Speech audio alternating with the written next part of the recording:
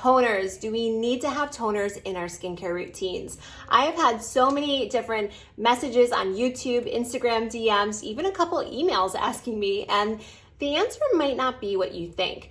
I will tell you though, my 13-year-old self heading off to middle school would have said yes, because she would have just used those Stridex toning pads, remember those? Or the Clean and Clear, the Sea Breeze toners, those harsh astringents all over her face.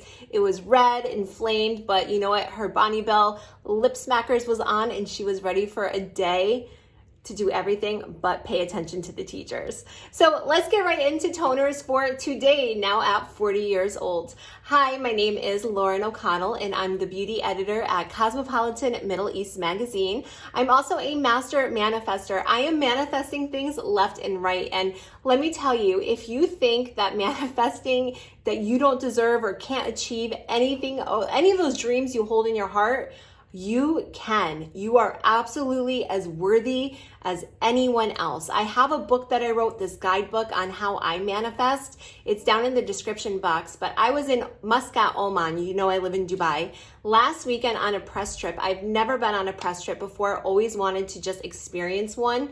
And then I just found out today I'm going on a press trip next week, a beauty press trip back to Oman, which is amazing.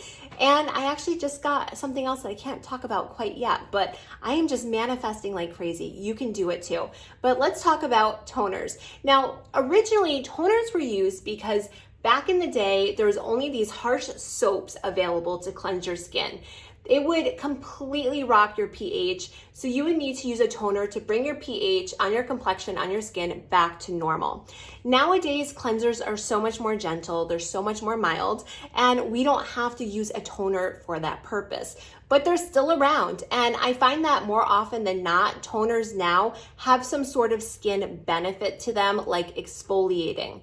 So for me, when I use a toner, and I do use them, but maybe not in the way you think, I use one that has an exfoliating purpose. Now, there's different types of chemical exfoliators, and you know that I am so against physical exfoliators. Those are like those grainy scrubs, the walnut scrubs, the seed ones. Don't use those on your body, because what happens is when you do, they create all these little scratches, all these little tears on your skin. Bacteria can get in, your skin will look red, uneven, rough. It wreaks havoc on your complexion. What you want to do is use a chemical exfoliator.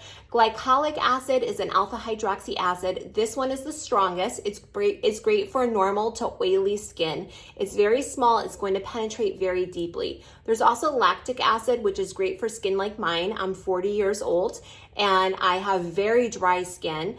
And lactic acid not only glues those dead skin cells, just like glycolic does, on the surface of my skin, revealing fresh, bright skin underneath, but it also moisturizes the skin. It has a secondary benefit.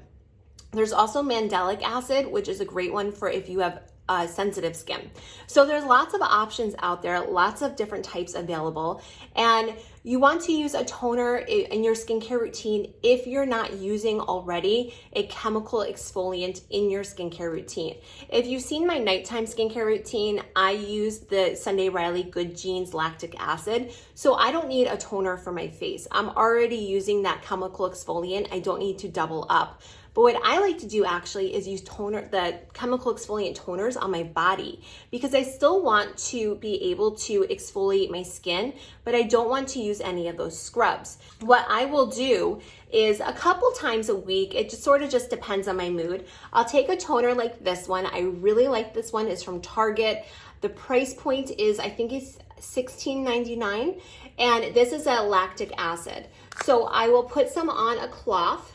As you can see, I already started filming. I tried to film this video a little while ago, but oh my gosh, my kids just came in and I got distracted, so I decided to start over. But what I'll do is I'll put the toner all over my body. You can see on my chest, it's going to exfoliate that skin, but it's also going to help to minimize discoloration. This is a great ingredient, a great product to use if you have sunspots on your chest. It's going to even out your skin tone. It's going to smooth out any lines that you may have, and it's just going to help to reveal that beautiful, fresh skin underneath while moisturizing the skin. So sometimes I'll do this right right after the shower, after I towel off. And I'll even use my hands just because why not just pour some in your hand, rub it together, and just kind of slather your body with this lactic acid or the glycolic. The glycolic one, let me show you here. It's between my, I'm holding it between my legs. This is the Nudestix Citrus Fruit and Glycolic Glow Toner. Both of these have fabulous ingredients. You know that I'm an ingredients freak, and these ones are definitely both approved by me. This one is a glycolic, so once again, this is better for you if you have normal to oily skin. So I use toners on my body. I don't really use them on my face, like I said before, just because I have one already in my skincare routine. But if I did, I would probably put this on a pad, not just my face, not my hand, but I would just gently smooth it onto my skin, and I would use it at nighttime after cleansing. You want to make sure you're always using a broad spectrum sunblock during the day, even if you stay indoors. And using a chemical exfoliant will definitely make your skin more sensitive to the sun. But that's just what I do. And so yes, I do still use toners, but not the way that the 13-year-old version of me did. And if you're not sure, you can always talk to your dermatologist. I'm not a dermatologist.